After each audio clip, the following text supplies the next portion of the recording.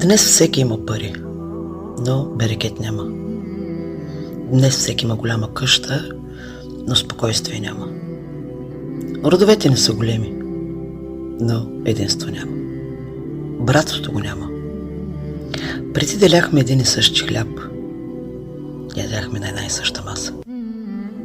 Всеки, който се нахрани и стана, се оказа, че е най-големият ти враг. Сега сме по богатите маси. Возим се в скъпи коли. Носим само маркови дрехи. Но съблякохме човещината. Забравихме какво е да си човек. Всеки с някой се състезава. Аз да съм най-отпред.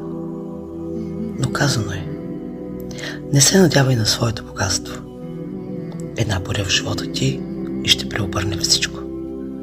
Не се надявай на красотата си. Една пъпчица на лицето